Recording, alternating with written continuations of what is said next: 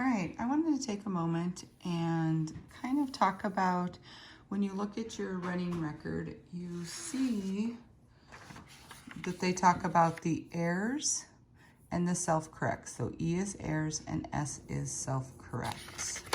So once you've taken the running record, you want to take the moment to look at what it is they're able to do.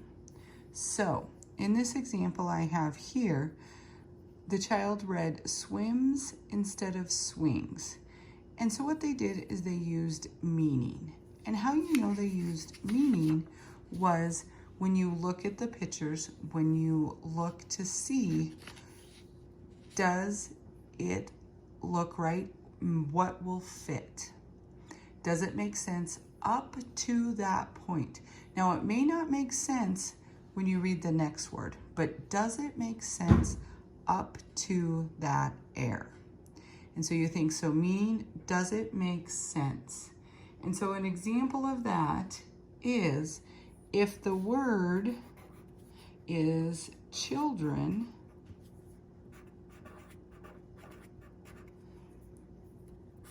and they read kids, it makes sense. It doesn't change it. It definitely makes sense. Another example is if the word is alligator.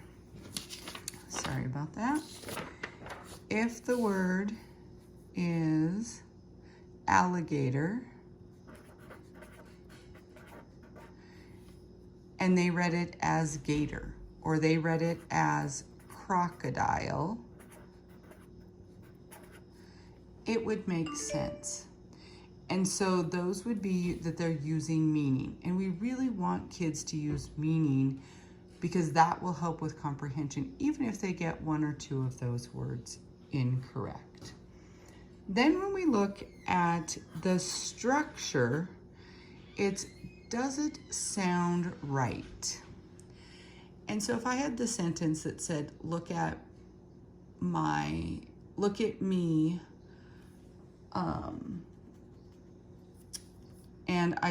and I read it as look at my, it looks very similar. Look at my and me. So they look very similar, but it sounds right up to that point. Now that's one if it says, look at me, she said, is way different than look at my, she said. So up to that point, it still makes sense. So they are using meaning, but the structure is different. So if they used my instead of me. Another example that you'll see a lot is endings. If the word is jumped and they say jumps, that sounds right. And so they're really using structure. Now remember, when we think about our EL kids, our kids that have trouble with speech, sometimes it's not necessarily an error because if it's in their speech. If they can't say the R, if they're missing some of those, that would not be an error because that is their speech pattern. All right, when we look at visual, it's, does it look like the word? And so sometimes you will have, like in our previous video when we talked about substitutions, where they had the word went for want. Those two words look really close. Or if they had the word hat for hot. Or another example is like for look. They really do have very similar words, very similar parts. So think about, does it look right? Does it sound right? Does it make sense? And so those are kind of three ways you can do that. We really want to make sure that we're getting the meaning of the word and that it's up to the error, because the there's a good chance it won't make sense afterwards. And that's what we're hoping to teach them.